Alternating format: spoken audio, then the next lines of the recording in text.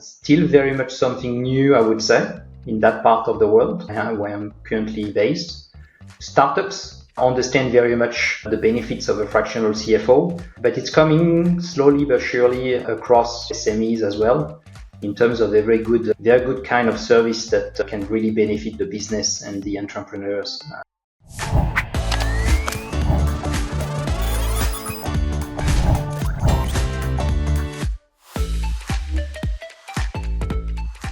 Hello and welcome to the Gross Profit Podcast. My name is James Kennedy, CEO and co-founder at procurementexpress.com. We take the hassle out of managing your company's spend with magical features, but we're not here to talk about that today. Instead, I've got Christophe Gantzer from ClearEdge.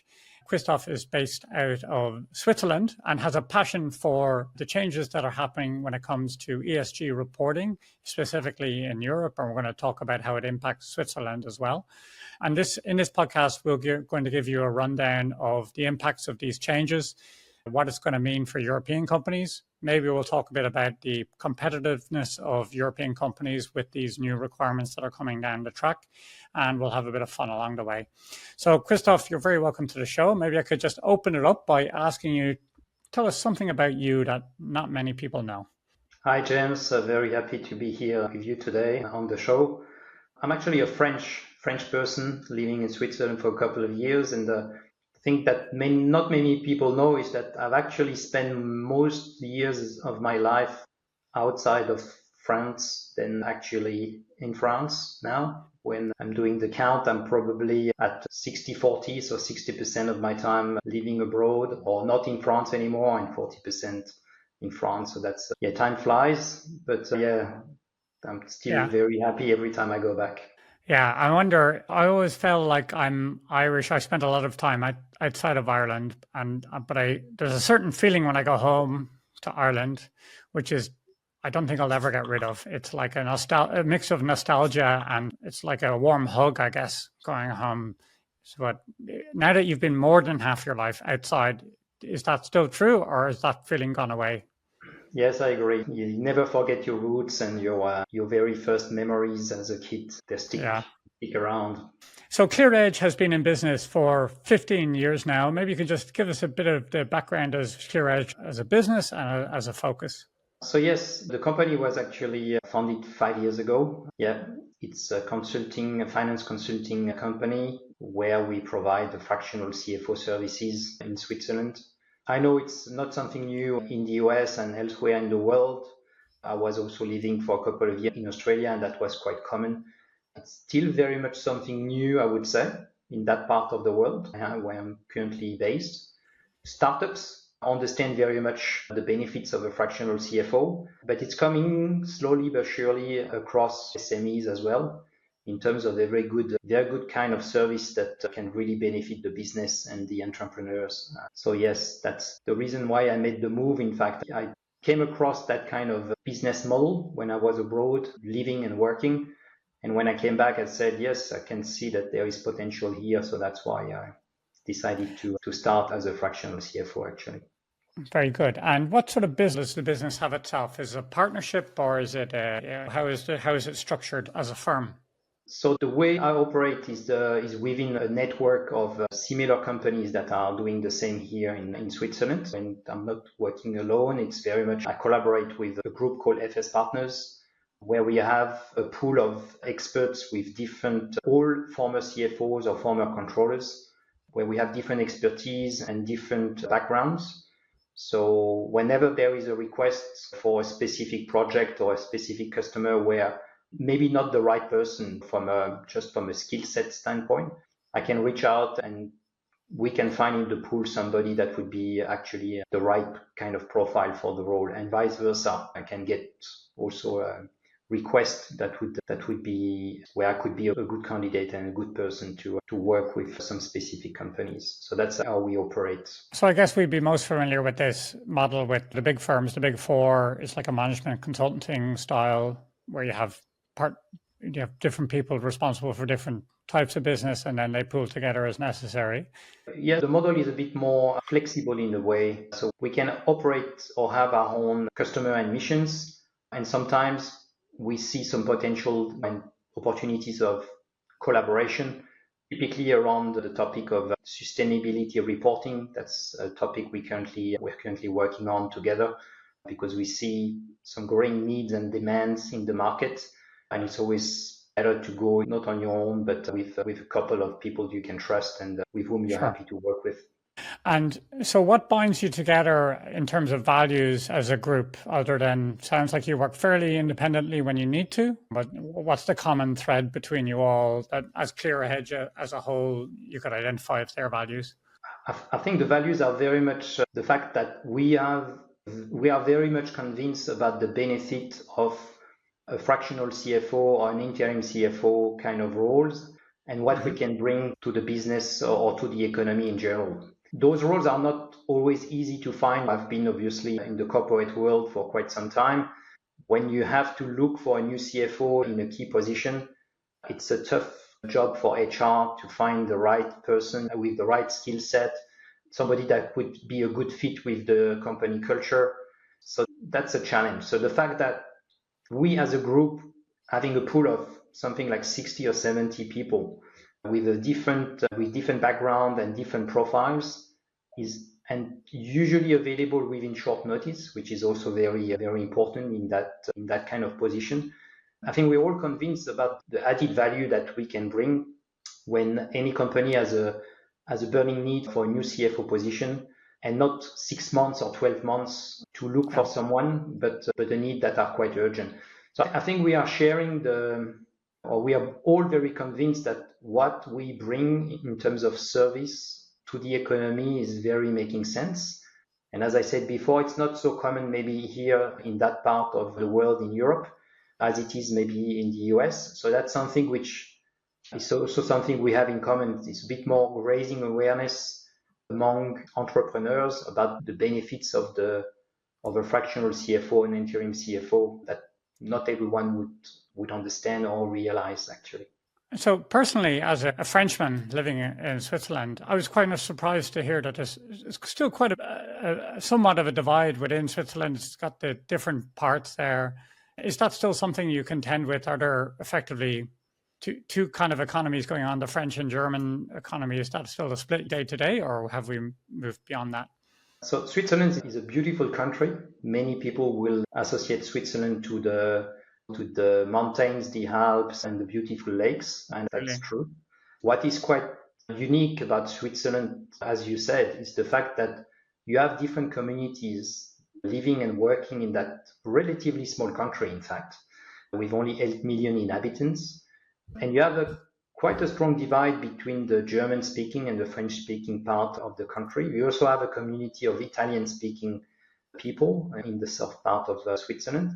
That divide exists, yes, but what I've learned and I've observed and I quite admire, in fact, about the Swiss people is the fact that they've been able to, because of those differences, they are very skilled at finding compromise. Huh. And I think those days, I see that more as an asset because you cannot always obtain everything you want and you have to. And when you give up on something, it doesn't mean that you lose, in fact. A compromise is usually a good way to move forward. It's a win-win in the end. And they are very good at that. And I must say that it's, as I said, in today's world, in my opinion, that's a strength because nothing is always black and white.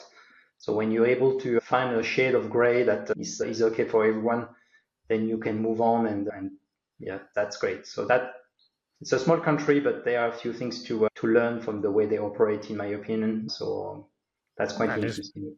Yeah, it's a beautiful country. It's amazing. I love going back there, and you're lucky to live there.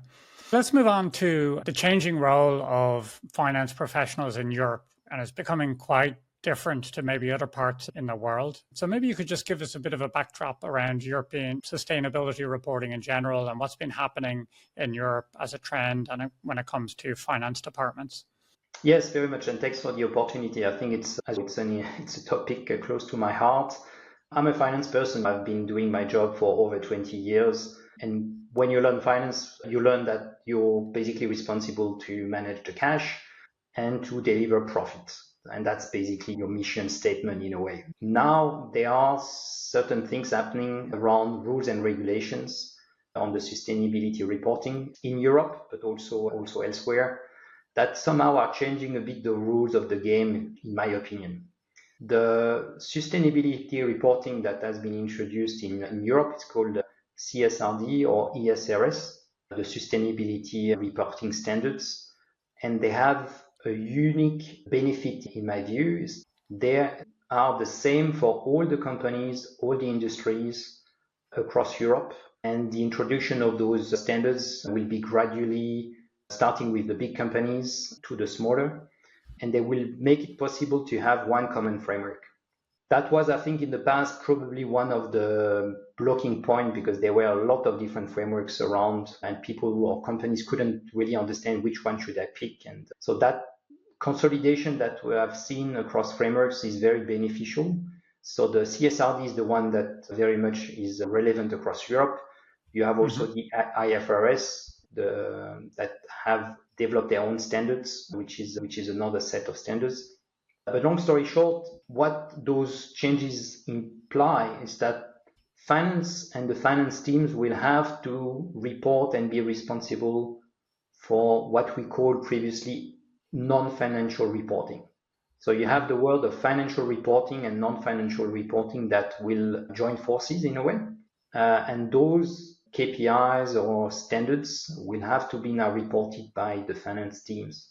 And that's a big change, I would say, for CFOs in Europe, at least. If you have to report on those new indicators, you need to very much understand what they relate to, what they mean, because you have also to present and defend that internally and externally. So I think it's very interesting times for the CFO function in general. And I know that people will consider that as an additional burden, making the reporting more complex. But I tend to have a different view about some of the benefits of having finance more directly involved on those items like sustainability, environment, or the social aspects of things. So when you're brought up in a world of credits and debits and everything is very clear cut, suddenly now maybe we should cover what's covered within social and where do you find the credits and debits for those, because they're not readily available. So what's within scope, and then what are the strategies for measuring within that? That's a very interesting question, in fact, and it's something I've in fact discovered a bit by coincidence a couple of years back. And the more you dig into that topic, the more you realize that maybe what you've been told for so many years was partially wrong or was probably a bit simplistic. So let me tell you about the debit and credit of things. And there is a notion of environmental debt or social debt. And it's not something new. In fact, it's been around for a couple of years, but now it's getting more and more credit about the fact that, and I can take an example. If you think about the money you get from the bank, if the bank is happy to obviously give you a bit of money to operate. Not the stuff you rob, you mean? Not if you haven't stolen from the bank, if they willingly give you money. Yeah. So otherwise, yes. And if bankers that are freely giving money away, so tell me, I'm interested. They give you money, but as a result, you have a debt on your balance sheet. So somehow you have to pay back. With the social aspects and the environmental aspects, we take for granted that if you take some resources from the environment, could be the forest, could be the soil, could be the water, could be something else, but equally so with employees or workers. You just assume that they work, you take them, and somehow you have maybe the idea that you can replace. If you run out of wood because your forest has been completely used for your production, then you will go for another one and you take another one. But you never pay back, in fact, in that sense, as you would pay back the money from the banker. So the logic here is very much not about circular economy, because that's one step probably too far, but as a minimum is to say, to which extent can you as a business make sure that you will still have access to the very important resources you need from the environment, because they are key for you to operate. So what can you put in place? And it's very about risk management. What can you put in place in your thinking and your financial management about, yes, I took steps to be sure that my supply and my procurement of key resources is secure, and I will not run out of resources that I very much need to operate. So that's the kind of thinking, it's not about saving the world. And no, it's really about thinking long term about running your business and taking into consideration maybe things that were taken for granted. But today, with the global warming, with some more difficulties to get certain things supply across the world, there are different constraints that we didn't have in the past. So thinking about maybe a bit more mid-long term about, are we sure that we could operate very much the same way? Do we see any new risks? And how does it translate into a financial strategy to make sure the company can operate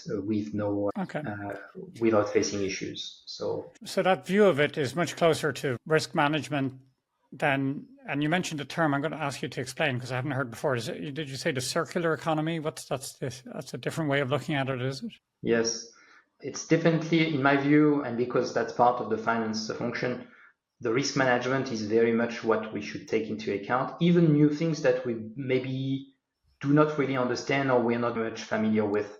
I usually take the cybersecurity as an example. That's something that I would say 10 years ago was almost inexistent for most companies, except maybe the big ones. Now we know that cyber attacks can basically happen in any kind of company, no matter the size. So we have to take that risk into account and put some measures in place to be sure that the business or the company cannot be impacted. I think on the sustainability side of things, I can see the same kind of turning point. It was maybe not so much of a big deal in the past. Now I think that in some sectors and in some industries, the risk is becoming quite substantial and has to be taken into account to understand the risk and take the necessary measures.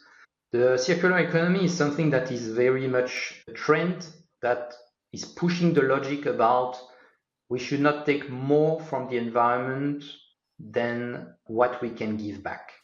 And it's the notion very much of business continuity here. I give you an example, which is maybe a good one or easy one to understand. We know for sure that the overall world resources in terms of oil are limited. Yeah.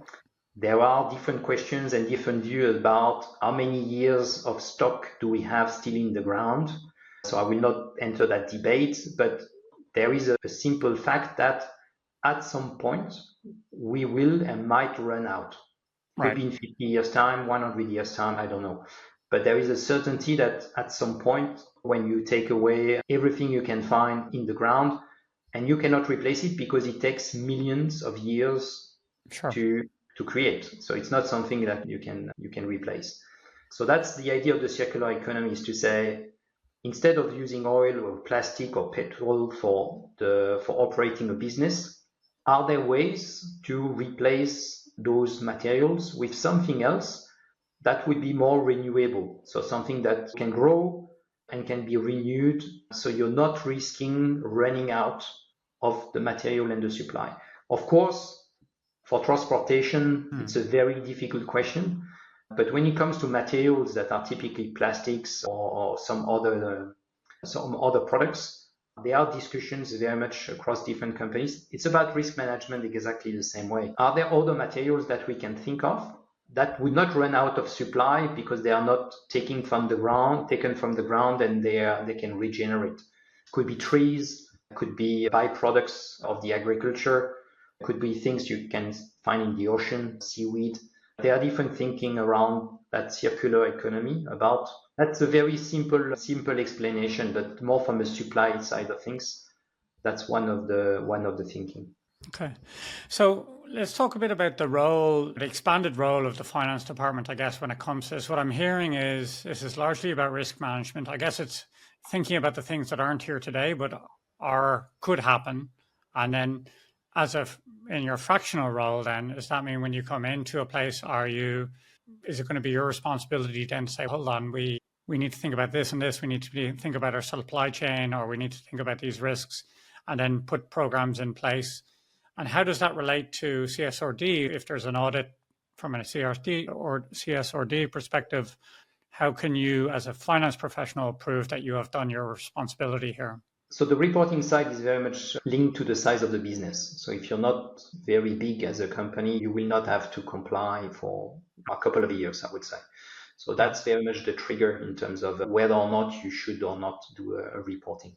But fractional CFO role with SMEs and startups, there are already discussions about risk management. And I had one actually this week about to which extent are we exposed with some key suppliers. And that's just a very good discussion to have, because if that supplier for some reason cannot supply the ingredients or the parts that are relevant for the production of the company, then obviously there is a problem because the production stops.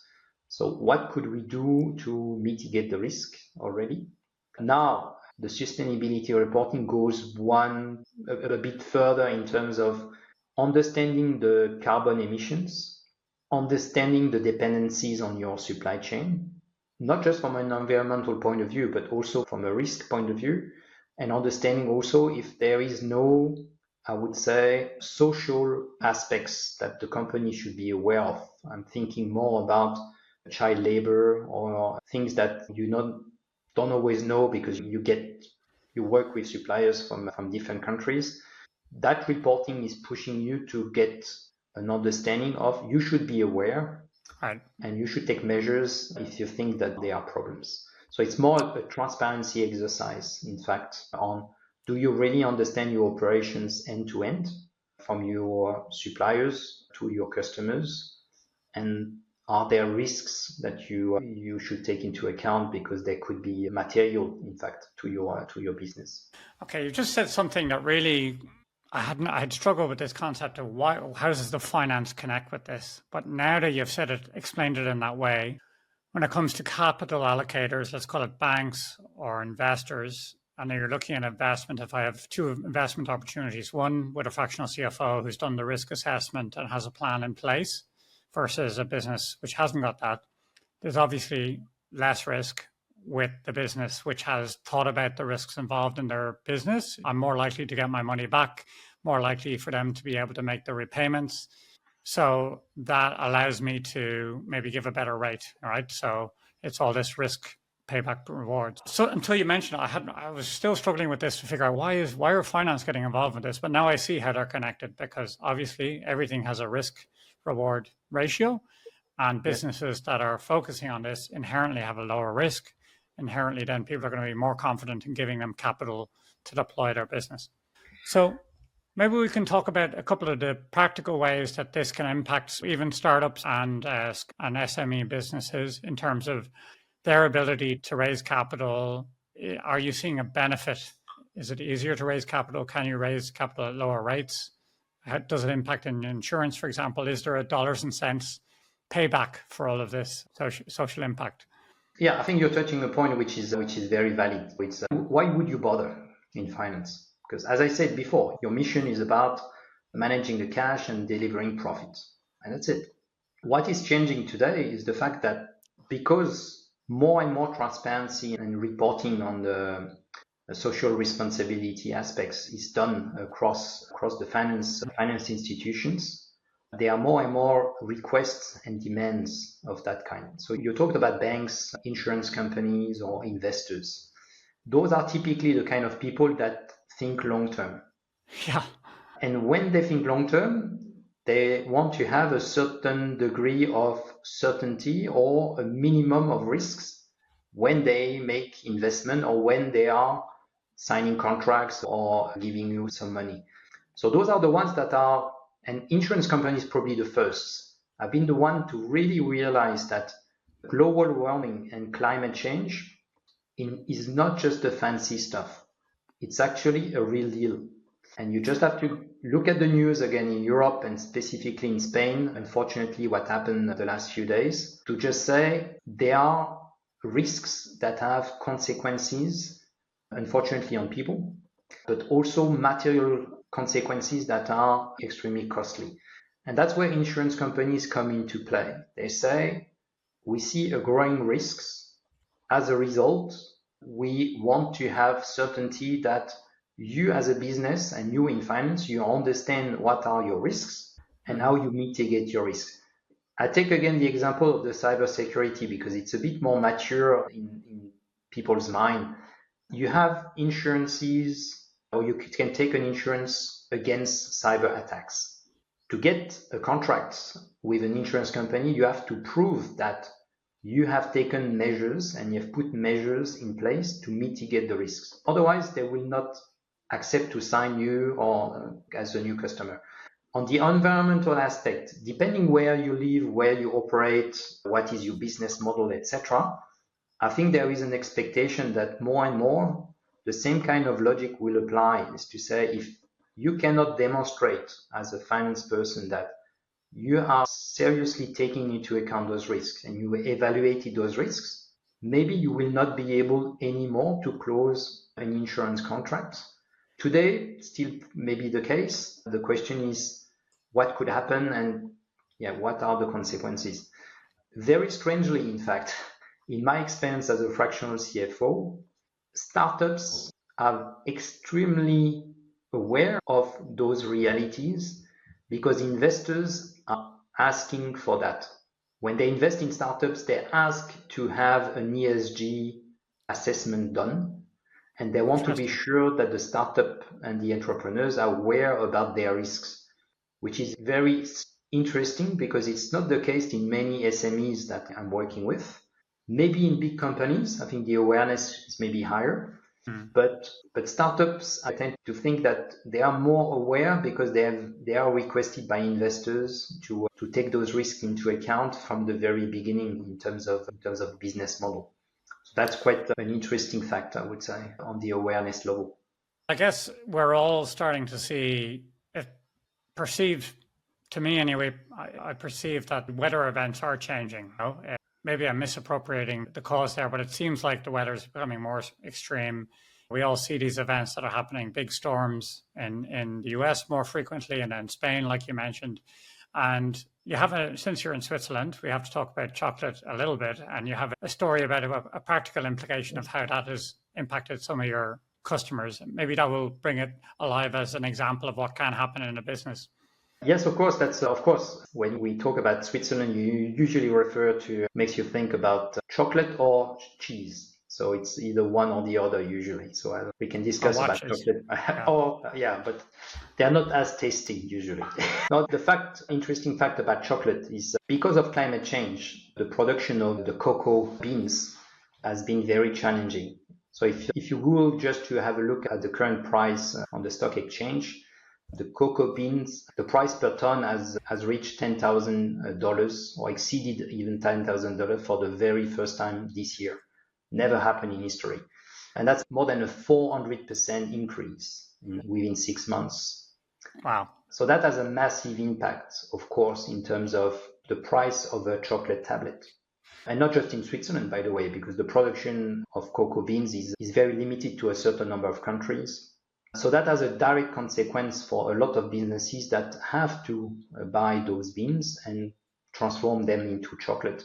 And that's what I was trying to explain before about the risks in your supply chain, just taking that local example. When you have one of your key resources in your business where the price will skyrocket within a couple of months, what are then the consequences for your business? So you will have to increase price.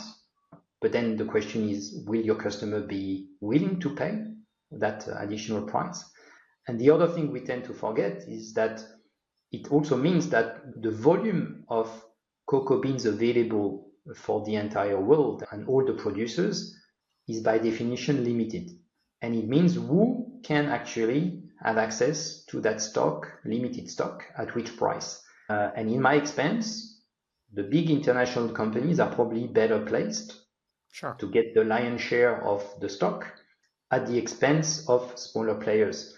And that's where all the relevance, I would say, about the risk management, about the potential supply chain challenges. What does it mean mid-term, long-term, if unfortunately that reality continues in the coming years? So many businesses will probably run out of stock and collapse.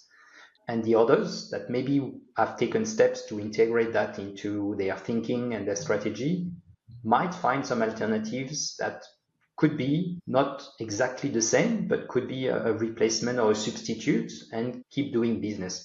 So that, I think, illustrates very much the type of very sudden change that businesses can face. I hope to see chocolate on the on shelf here in Switzerland, and hopefully not to have to pay too much. But realistically, yes, it will become a more expensive kind of product, because the reality is that you cannot grow more cocoa beans than what you currently have in the world. Yeah, if chocolate is too expensive for the Swiss, we know we're in trouble, because it's a beautiful country, but my God, it's expensive when you come from the outside. So you get what you pay for. Watches, you talked about watches before. It's a luxury good. Chocolate might become a luxury good as well. Who knows? But yes, it's just a matter of fact. Yeah.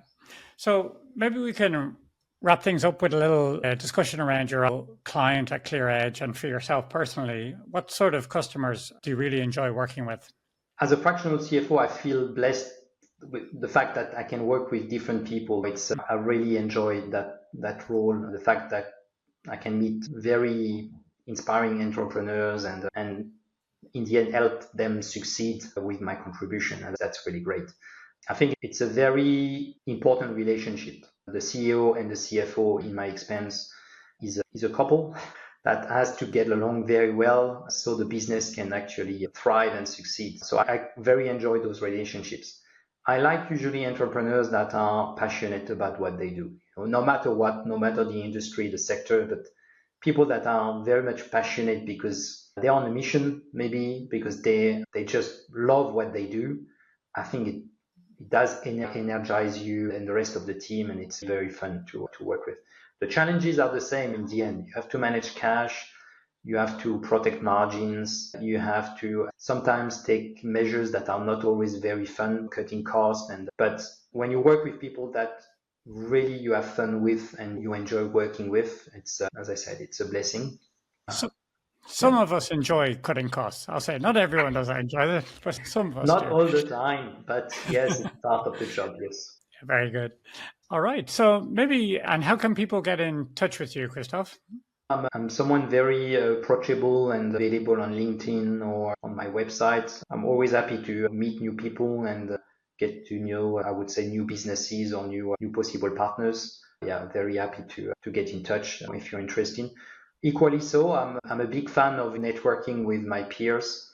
I think we can always learn from other CFOs and other fractional CFOs because the business realities are so different. I probably spend most of my time in the manufacturing world and the world of food and beverage, but there's so much to learn from other sectors and other businesses. Yeah, I'm very happy to get in touch. Okay, I can vouch you've been very approachable, so it's been great to talk to you, and thanks for the segue, because it's a beautiful segue into our call to action. If you're still listening to the podcast, congratulations. Your special reward is to be able to go to procurementexpress.com/mastermind. So this is a fairly new innovation that we've brought on recently, and what we've been doing is I've been collecting a group of guests from the podcast who are in fractional CFOs or in industry CFOs. We're putting them together into groups with similar levels of experience and it could be cross industry, but several similar challenges that they're focusing on. And what you can do in one of these masterminds is you can bring a business challenge along. It could be how to grow your practice. It could be a client challenge. It could be anything. And then you can get direct feedback from your peers in a trusted environment from people all around the world. So it's a good way to cross-pollinate ideas from people who've maybe a couple of steps ahead of you, or it's a good chance if you have some experience to give back to people who are coming up. So you can go to procurementexpress.com/mastermind to join our fractional CFO mastermind. So thanks for that. Thank you very much, Christophe. It's been fascinating listening to you, and thanks for coming on the show. Thank you, James. Have a good day. Thanks for the invite.